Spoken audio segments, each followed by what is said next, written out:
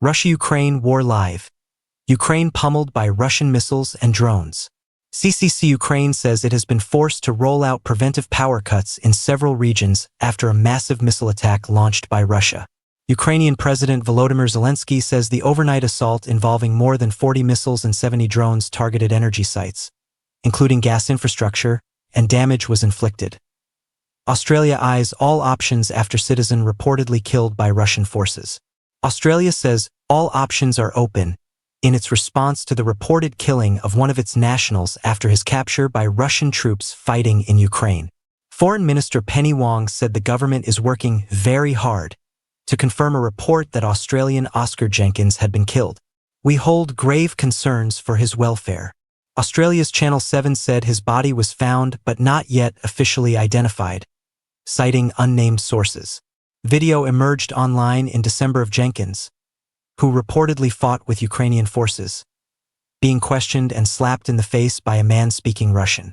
Wong told broadcaster ABC that Russia's ambassador to Australia was called in this week, at my direction, over the matter. Asked how Australia would react if the killing was confirmed, and whether the Russian ambassador might be expelled, she said, "I want to be clear, all options are on the table. At least 8 wounded in Russian strike on Donetsk region." More details on casualties and infrastructure destruction are emerging as the dust settles after a massive Russian air attack earlier. At least 8 civilians, including 2 children, were injured in an airstrike on a high-rise building in Kramatorsk. The target of the enemy attack was a densely populated residential area. Ukraine's Prosecutor General's office said in a statement on Telegram, 6 of the wounded were women, it added. The final number of victims is being determined.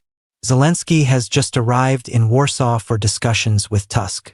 Although Poland has been one of Ukraine's most stalwart supporters since Russia's full-scale invasion nearly 3 years ago, the issue of the Polish victims lying in mass graves on Ukrainian soil 8 decades after they were killed has left a festering bitterness among many Poles.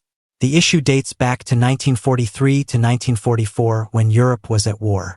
Ukrainian nationalists massacred about 100,000 Poles in Volhynia and other regions that were then in eastern Poland and under Nazi occupation and are now part of Ukraine. Entire villages were burned down and their inhabitants killed by the nationalists, who were seeking to establish an independent Ukrainian state. Poland considers the events a genocide and has been asking Ukraine to let them exhume the victims to give them proper burials. An estimated 15,000 Ukrainians were killed in retaliation. The issue is sensitive for Ukraine because some of the World War II-era Ukrainian nationalists are regarded as national heroes because of their struggle for Ukraine's statehood.